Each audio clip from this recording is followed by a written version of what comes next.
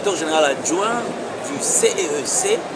Vous êtes à Mining Indaba, qui est une occasion pour les acteurs miniers du secteur d'avoir des garanties sur les mécanismes de traçabilité de minéraux en RDC, et pour s'assurer notamment de cette traçabilité des minéraux, il faut que le Congolais puisse avoir tous les éléments dans le process. Aujourd'hui, quel est votre point de vue sur ce sujet, d'autant plus que vous êtes l'autorité de certification des produits miniers? Monsieur le directeur général, le CEEC a participé activement à Indaba Mining. Pouvez-vous nous dire votre apport spécifique à ce forum? Nice, troisième question. Pouvez-vous expliquer à l'opinion sur l'apport de votre établissement, votre entreprise, vis-à-vis de l'augmentation des recettes de l'État?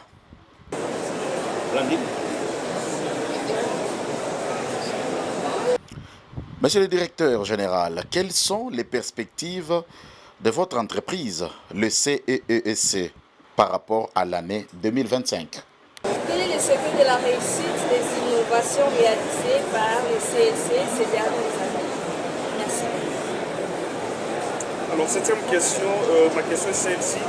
Comment le CEC s'assure-t-il que les minéraux certifiés proviennent des zones conformes aux normes environnementales et sociales, contribuant ainsi à l'inclusion des communautés locales? De quelle manière le CEC contribue-t-il à promouvoir une exploitation minière respectueuse des droits humains tout en soutenant les objectifs de neutralité carbone et de santé et de sécurité? Voilà. Et la dernière? La dernière, c'est de savoir est-ce que vous êtes satisfait de votre participation à Indaba Mining et qu'est-ce que vous ramenez en RDC dans votre portefeuille après votre participation? Merci, messieurs, mesdames les journalistes. Alors, vous avez posé 8 questions. La première, c'est recueillir mon point de vue sur les Mining Indaba. La deuxième question, c'est sur l'apport spécifique du CEC à ces forums. La troisième concerne les innovations du CEC, si on peut porter un éclairage. La quatrième question est relative aux perspectives du CEC 2025-2026. La cinquième question, on veut connaître le secret de la réussite des innovations réalisées par le CEC ces dernières années. La sixième question concerne pratiquement l'origine des minéraux. La septième question est liée à la promotion, la santé, la sécurité minière. Et enfin, on veut savoir si nous sommes satisfaits pratiquement dans ce qu'on vient de vivre et qu'est-ce que nous pouvons rapporter dans notre pays. Alors, je vais vous proposer une approche des réponses et je vais réunir vos questions dans mon speech. Je ne vais pas suivre l'ordre des questions, mais en répondant, sûrement que vous aurez des éléments de réponse aux différentes questions qui sont posées. Alors, avant toute chose, permettez-moi de saluer les efforts du président de la République, chef de l'État, son Excellence Félix-Antoine Tshisekedi Tshilombo, dans la restauration de la paix, l'unité et la cohésion nationale face à cette guerre nous imposée injustement par les Rwandais et ses alliés. Par la même occasion, nous saluons aussi les efforts de nos vaillants combattants, des services de sécurité et de tous Congolais patriotes et nationalistes. Les CEC et tous soutenons le chef de l'État dans son élan patriotique et sa vision pour le pays.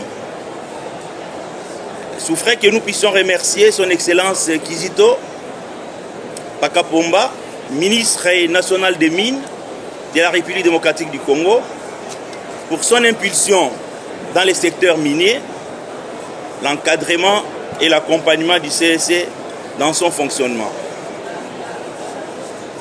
Le CEC est dirigé par un conseil d'administration et par une direction générale. J'ai saisi cette occasion aussi pour saluer la franche collaboration qui règne entre les organes dirigeants et le personnel du CEC. Le président du conseil d'administration du CEC s'appelle Dave Kalemba Nkachama. Le directeur général, c'est Freddy Mwamba Kaninkou. Moi, je suis le directeur général adjoint. J'ai dit merci au directeur général, au président du conseil d'administration, pour l'esprit managérial et l'esprit d'équipe qui nous caractérise au niveau du CEC. Je suis le docteur Godel Kinyoka, je suis professeur des universités, je suis dignitaire d'État, médaillé d'or pour les meilleurs services rendus à la nation congolaise.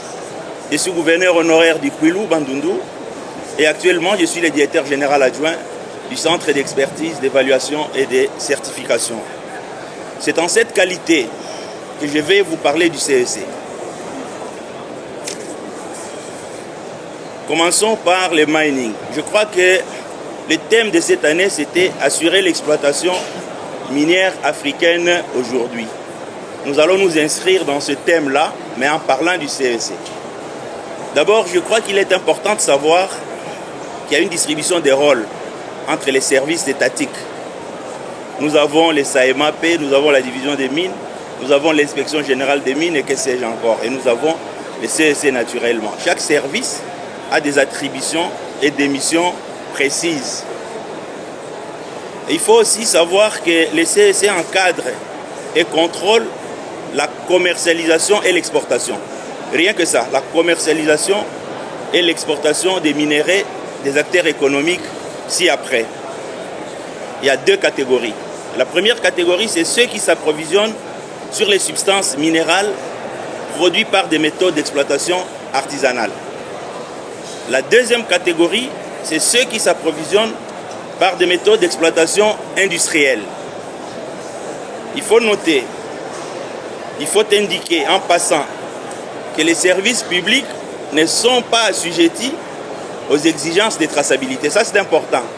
Les services publics ne sont pas assujettis aux exigences de traçabilité. Ils ont plutôt le rôle de contrôle. Ils doivent contrôler, encadrer les opérateurs économiques, puisqu'il y a beaucoup de confusions qui se font à ce propos. Je vais vous parler de manière générale. Vos questions tournent autour des mécanismes mis en œuvre pour garantir la traçabilité, l'origine des minéraux, les partenariats technologiques innovants, la certification et les différents projets. Les questions tournent autour de ça. À ce stade, nous allons faire allusion aux mécanismes de traçabilité provenant des instruments juridiques. Premier élément. Et puis il y aura les mécanismes de traçabilité mis en place par les CEC, évidemment, au regard des bonnes pratiques. Concernant les mécanismes des instruments juridiques, ici on entend les actes légaux et réglementaires que nous avons. Et au niveau des mécanismes de traçabilité mis en place par les CEC, au regard des bonnes pratiques, évidemment, c'est ce que nous avons fait pour matérialiser nos missions telles que ça nous est confié. Par rapport au premier mécanisme, c'est-à-dire traçabilité provenant des instruments juridiques, nous procédons par le contrôle des documents qui amènent de l'eau à la commercialisation, d'implémentation du laboratoire du Haut-Katanga, qui sera installé à Lubumbashi. Nous devons implanter les laboratoires de Kipushi, qui devra prendre en charge Kiko. Nous avons les laboratoires qu'on va implanter à Sakania. Ce n'est pas un projet à long terme, ce n'est même pas un projet à moyen terme. Je me demande si c'est encore un projet, puisque maintenant que nous parlons, les équipements pour ces laboratoires sont déjà commandés chez les fabricants eux-mêmes, principalement en Allemagne et ici en Afrique du Sud. Les directeurs généraux du CEC, les présidents du conseil d'administration, les directeurs techniques et les différentes équipes techniques sont allés, ils ont fait des va-et-vient pour la signature d'un certain nombre d'accords et pour la commande de ces équipements-là. Ce sont des équipements qui requièrent certaines autorisations, notamment de l'Union européenne. Voilà pourquoi il faut les faire avant. Et comme on doit les fabriquer, ça prend du temps. Il y en a qui prennent juste de 6 à 9 mois. Alors on a lancé déjà. Et la construction, je crois que quand nous rentrons, à la fin de ce mois, Dieu voulant, sinon au début du mois de mars, on va rentrer avec les ministres des tutelles à Lubumbashi pour la pose de la première pierre de l'implémentation des différents laboratoires que nous avons. L'argent, oui, l'argent, il y en a. Sinon, on n'aurait pas commandé les équipements. Et l'argent, même pour la construction, il y en a déjà. Donc, nous sommes déjà dans ce processus. Bientôt, là, vers la fin de l'année 2025, sinon, s'il y a un retard, au premier semestre 2026, le CEC sera doté, ou va doter la République d'un laboratoire similaire à Lubumbashi, à Kipushi et à Sakane. Nous avons un projet de laboratoire au Kivu, au sud Kivu précisément, qui nécessite un financement qu'on n'a pas encore. Nous sommes en pourparlers avec certaines banques, comme la Banque africaine de développement. Nous sommes en pourparlers avec les FOMIN. Je crois qu'on va trouver une sorte d'issue des réponses, des solutions pour qu'on puisse financer ces laboratoires de Bukavu. Vous avez parlé de certaines perspectives et projets. Nous avons déjà du matériel provenu d'Anvers. Nous allons construire la taillerie de diamants et de pierres de couleur au niveau de la direction générale du CEC à Kinshasa. Il y a déjà un premier lot de matériel qui est là. Et maintenant, là, il nous reste la construction et compléter les matériels qui va manquer. Je crois qu'on peut s'arrêter un tout petit peu pour comprendre à quoi peut servir la taillerie, par exemple, des diamants et des pierres de couleur. Ce qui nous tue dans notre pays, c'est que nous disons que nous sommes potentiellement riches. Vous allez voir certaines familles, les maisons sont érigées sur les minéraux, entre guillemets, mais on ne sait pas exploiter ces minéraux des années en années, et les gens vivent dans la pauvreté la plus noire, mais dans l'entretemps, on continue à crier, on est riche, on est potentiellement riche. Et même quand on produit et qu'on doit vendre ce qui est produit, on nous impose des prix à l'international et nous ne sommes pas maîtres de nos propres minéraux. Alors lorsque nous avons des initiatives, par exemple de construction de tailleries, ça signifie c'est une industrie de transformation de nos produits bruts. Pour ceux qui connaissent les diamants, le diamant, quand il n'est pas taillé, il a un prix d'ailleurs spéculatif. Mais lorsqu'il est taillé, le diamant peut coûter, sans exagérer, peut-être 50 à 100 fois le prix lorsqu'il était brut. Vous voyez ce que la transformation va nous apporter par rapport au diamant et par rapport aux pierres de couleur. À part cela, nous avons un projet d'une sorte de bourse. Nous appelons ça les centres de négoces internationaux que nous allons construire à l'ancienne direction provinciale. Ici, maintenant, on a déménagé, on est allé ailleurs, mais à cette direction provinciale, nous avons une bourse, le centre de négoces internationaux qui va abriter des bâtiments, je crois, allant jusqu'au 10e niveau. Et là aussi, on pourra faire le commerce des substances minérales à partir de la digitalisation. Il y aura des simulations qu'on va faire et on sait vendre en ligne. À part ça, nous avons l'école de gémologie qui va s'appeler Félix-Antoine Tshisekedi Tshilombo et nous allons construire, ça c'est au début 2026, mais qu'on lance déjà à la fin ici, en Mbujimayi. Vous comprenez, en Mbujimayi, c'est puisque nous avons notre diamant à Mbujimayi. Ça aussi c'est un grand projet qui va prendre en compte un certain nombre de choses et qui va encadrer les jeunes et qui contribuera sûrement, certainement, à réduire les taux de chômage au niveau de la contrée et donc au niveau du pays, puisque les jeunes qui devront travailler en Mbujimayi ne vont pas être forcément les originaires de Mbujimayi. Donc ce sont tous les jeunes à travers le pays. Voilà brossé succinctement les quelques projets du CEC et une série de réalisations, des choses que nous avons réalisées, que nous sommes en train de réaliser et les chemins sur lesquels nous sommes en train d'aller. À propos des partenariats internationaux et régionaux, sur les renforcements de la bonne gouvernance, l'industrialisation et l'exploitation responsable des ressources minières en Afrique, le CEC, il faut vous le dire, est le point focal au processus de Kimberley. avec les diamants de conflit. Généralement, nous, au niveau du CSC, nous avons le directeur Maurice Miema qui représente le CSC. Et avec lui, nous parcourons le monde. Partout, il y a des réunions qui se tiennent concernant les processus de Kimberley. Donc, le CSC a un point focal. Non, le CSC est le point focal au niveau du pays, au niveau de la République démocratique du Congo. D'ailleurs, il faut vous dire que maintenant, là, nous sommes venus pour 2 événements. On est venu pour Indaba, mais Maurice et moi, et d'autres membres du CSC, nous sommes venus à une 2e mission qui a commencé quand celle-ci se termine, concernant justement les processus de Kimberley.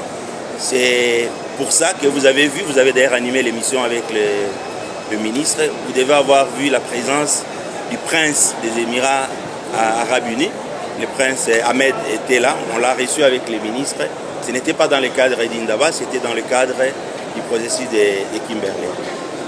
Et le CSC est aussi le point focal à la conférence internationale sur la région des Grands Lacs, CIRGL. Le CSC met également en œuvre les exigences de l'OCDE, c'est-à-dire l'Organisation de coopération et de développement économique, qui réunit, je crois, 38 pays. Et généralement, les réunions se tiennent en France, à Paris. Alors, le CSC met également en œuvre ces exigences relatives évidemment au secteur minier. Puis c'est l'OCDE ne s'arrête pas seulement au secteur minier, ça prend en compte d'autres secteurs aussi. Bref, mes chers frères, mes chers journalistes, le CSC travaille en étroite collaboration avec toutes les initiatives ou organisations qui œuvrent dans les secteurs miniers. Il faut retenir que tout mécanisme de traçabilité mis en œuvre a pour but la certification. Tout mécanisme. Le but principal, c'est la certification. Et le CSC est l'autorité de certification par excellence en République démocratique du Congo. Alors, par rapport à cela, nous avons un certain nombre de filières et le CSC certifie les diamants. Pour les diamants, le CSC émet les certificats du processus de Kimberley auquel je venais de faire allusion. Le CSC certifie l'or, c'est une autre filière. Le CSC certifie les 3T, c'est-à-dire cassitérite, coltan, wolframite.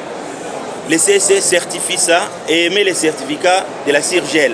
J'ai fait allusion à ce certificat. Mes chers amis, le CSC certifie aussi les pierres de couleur, même si ce n'est pas encore très développé. Il y a un effort qui est en train de se faire pour une conscientisation, une sensibilisation pour cela. Si vous prenez nos frères de la Tanzanie par exemple, ils n'ont pas beaucoup de minéraux. Ils reposent leur économie sur une pierre de couleur, je crois la tanzanite.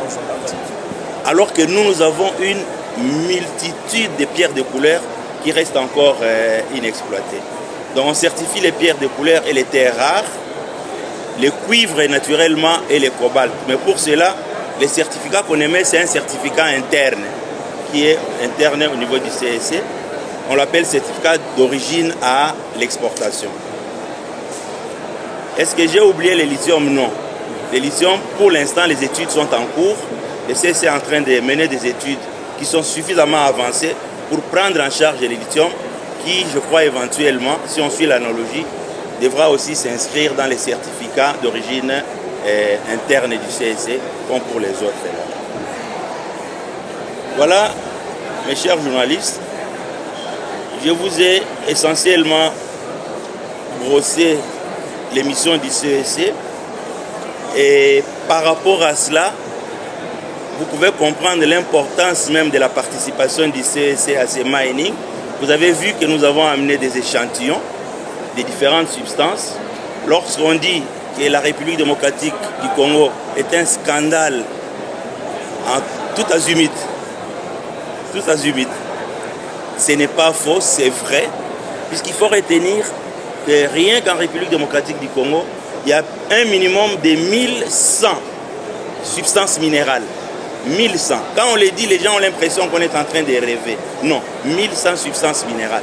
C'est important de prendre conscience de cela pour que nous puissions justement chercher comment nous devons bénéficier de nos propres ressources.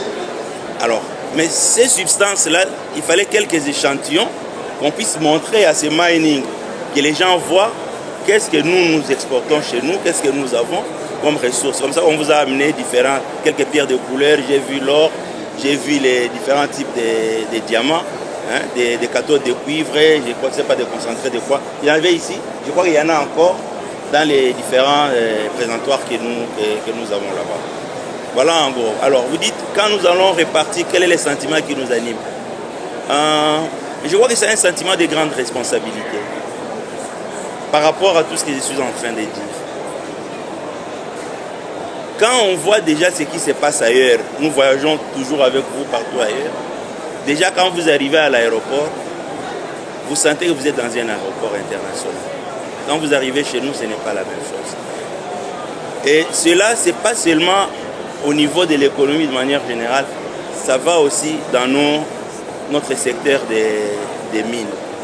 Je crois que notre secteur, si nous prenons conscience, c'est un secteur très important qui doit contribuer énormément au développement de ce pays. Mais nous ramenons ces sentiments de responsabilité, nous ramenons les différents échanges riches en couleurs qu'on a pu avoir avec les différents pays et même les autres les investisseurs, puisqu'il y a eu des investisseurs qui se sont intéressés à notre pays et que le ministre a appelé en disant que la porte était grandement ouverte. Et je crois qu'il est important, de la même manière qu'on organise DRC Mining, je crois que c'est à Lubumbashi, nous sommes en train de voir comment il faut donner à cet événement un caractère international, qu'on fasse un peu au Congo, puisque c'est là qu'il y a des ressources minérales, comme ce qui se passe à Indaba, qu'on les fasse comme ce qui se passe au Maroc. Je revenais tout droit du Maroc, c'est un jour après le Maroc que je suis venu à Indaba. Là, je devais aussi participer à un forum sur la 8e édition, je crois, internationale des mines et carrières. Si des pays comme le Maroc, des pays frères, comme l'Afrique du Sud, peuvent arriver à le faire, nous sommes capables de le faire.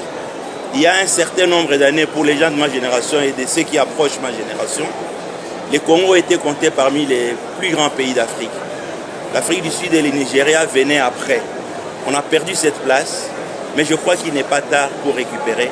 Question de bonne volonté, question de discipline, question de compétences, question vraiment de beaucoup de concentration et d'amour vrai, sincère du pays et amour qui doit régner entre nous. Vous avez sûrement cherché à savoir qu'est-ce qui fait que nous puissions aussi progresser à une vitesse de croisière.